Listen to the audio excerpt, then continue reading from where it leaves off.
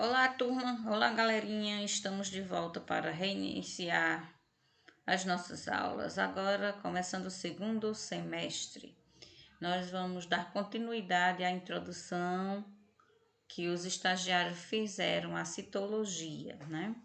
Então, lembrando que citologia é a ciência que estuda as células, né? Cito vem do grego kitos e logos estuda. Então, a ciência que estuda as células é chamada de citologia.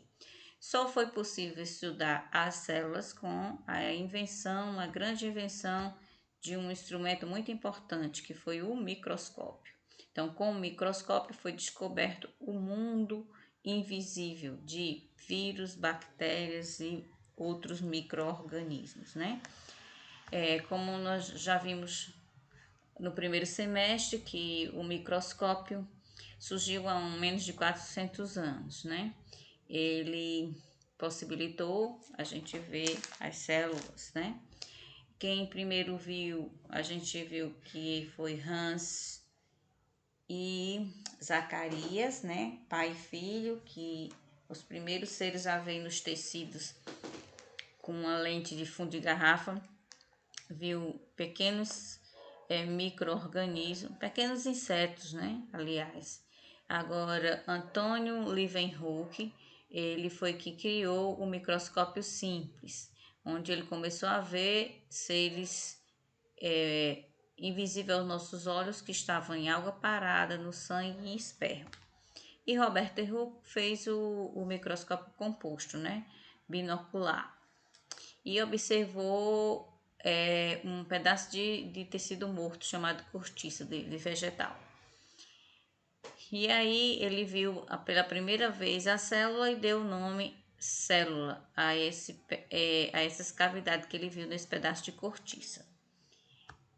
E daí por diante foi criado a teoria celular por Matthias Schleider e Theodor Schwann, né? A principal teoria é todos os seres vivos são formados por célula. Então, todos. Aí aqui a gente abre um parênteses com exceção do vírus, né? Os vírus são acelulares. Por enquanto, até hoje, são os únicos seres que não têm célula. O resto são todos os seres vivos têm célula, ok? Agora, quanto à quantidade, alguns só têm uma célula, como as bactérias, possuem uma célula e essa célula já é o próprio ser vivo, né? No caso das bactérias aqui, ó, elas já são os próprios seres. Algas também nós temos algas que são unicelulares e tem pluricelulares. E nós temos protozoários também que são unicelulares, que também só tem uma célula. E temos os seres que a maior quantidade são multicelulares, né? Quer dizer, tem milhares de células. E aqui a gente tem os animais e os vegetais, que tem milhares de células. Quantos tipos de células, aliás, as formas das células, elas têm várias formas. Embora a gente só desenhe ela redonda com um núcleo no centro, nem todas elas são redondas, né? Nós temos, por exemplo, a do neurônio, olha o formato dela. Das hemácias, elas são redondas, mas não tem núcleo. Dos músculos, eles têm uma forma alongada, como vocês estão vendo aqui. Os tipos delas, tem dois tipos de células muito conhecidas, que a gente já falou no primeiro semestre, são os procarionte e eucarionte, são os dois tipos. As células procariontes sem carioteca e as células eucariontes têm presença de carioteca. O que é essa carioteca? Vocês vejam aqui que aqui é o núcleo. Então tem uma pele que reveste esse núcleo e guarda todo o material do núcleo. Então essa pele é chamada de carioteca. Então os seres que têm, as células que têm essa carioteca, então é chamada de células eucarionte. E as que não têm, que o material do núcleo está solto, ó, dentro da célula, é chamada de procarionte, certo? Então, quem vai definir se o ser é eucarionte ou procarionte é essa membrana que reveste o núcleo, chamado de carioteca. Então, todos os seres que têm as células e o núcleo separado com essa membrana chamada carioteca são seres eucariontes. E os que não têm são procariontes. No caso, as bactérias é um desses seres. Os procariontes, como as bactérias, são muito simples. É a célula delas, né? Olha, tem bem pouquinho estruturas ou organelas, como são chamadas. Por exemplo, só tem a membrana plasmática, né? Que é a capa que reveste a célula aqui, ó. Elas têm uma parede, um segundo reforço, certo? E tem material genético solto, DNA, no caso é solto. Esses pontinhos aqui são os ribossomos e o citoplasma é essa substância fluida, uma substância gelatinosa que enche a célula, certo? Então, as células primitivas, eles acreditam que sejam essa procarionte porque apresentam pouquíssimas organelas, diferente das células eucariontes, que já tem muitas organelas, como vocês vão ver aqui, ó. Aqui é uma célula eucarionte animal. Então, ela tem a membrana plasmática, tem o núcleo com carioteca, ó, o DNA tá lá guardadinho, tem até o nucleolo, né, que é essa bolinha no centro. E tem várias organelas que têm funções que a gente vai ver a função de cada uma delas. Então, a gente tem aqui, ó, complexo golgiense. Eles parecem uma porção de sacos aqui, ó, como vocês estão vendo. Lisossomo, que é como se fosse só uma casquinha oca. Nós temos essa linhazinha aqui que é microfilamentos. A carioteca que eu já disse a vocês que é a membrana que reveste o núcleo. O nucleolo fica no centro do núcleo. Nós temos os centríolos, que são formados por 9 tubos, que parecem assim, tubos canudos, 9 canudos juntinhos, então formam os centríolos. Nós temos o retículo endoplasmático granuloso, ele fica em volta do núcleo. Ele é granuloso porque o ribossomo, que é uns pontinhos que vocês estão vendo aqui, ó, cheio de pontinhos, eles grudam nessa estrutura do retículo endoplasmático. Então, ele é chamado de retículo endoplasmático granuloso. Esse outro também que tem aqui, ó, parecendo uma porção de canos. Isso aqui é uns canos achatados e esses aqui uns canos mais estreitos. É o retículo endoplasmático não granuloso. Eles não têm o ribossomo grudado, eles são lisos. A mitocôndria, essa estrutura parece um amendoinzinho aqui aberto. E nós temos o vacúolos de secreção e a membrana plasmática, que é essa daqui que reveste a célula. Então, essa é a membrana, a célula eucarionte animal. A vegetal, ela também vai ter quase todas as mesmas estruturas da animal.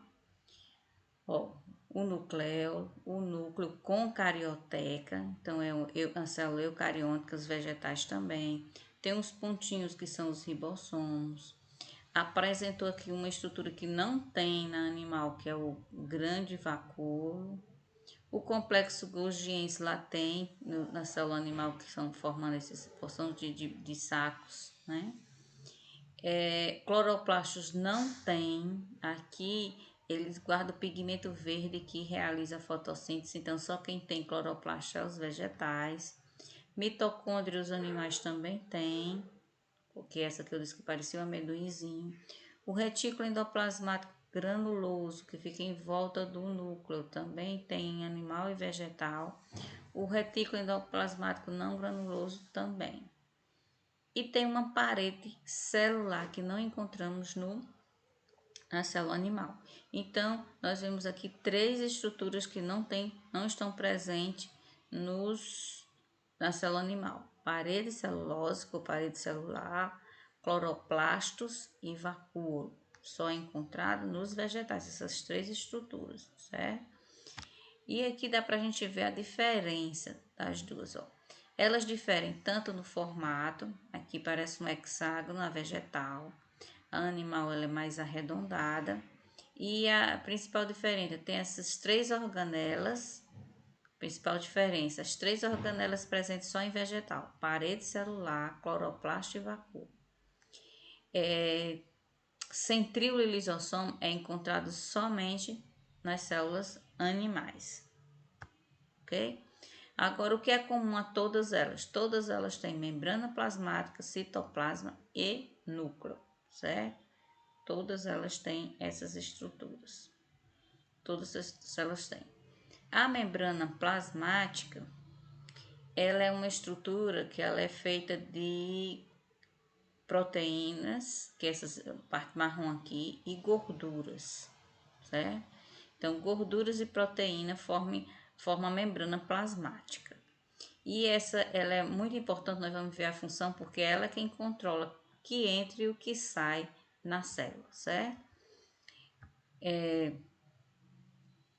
Dentre as funções que a membrana plasmática exerce, nós temos individualidade de cada célula, ela torna a célula individual, ela forma ambientes únicos, especializados, troca de informação com o meio, movimento, reconhecimento celular, aderência celular e a permeabilidade seletiva, que significa que ela controla o que entra e o que sai, ok? Essas trocas que acontecem entre a célula e o meio externo pode ser através de processos passivos e processos ativos. Os processos passivos não têm gasto de energia e é difusão simples, difusão facilitada e osmose. E o processo ativo há gasto de energia.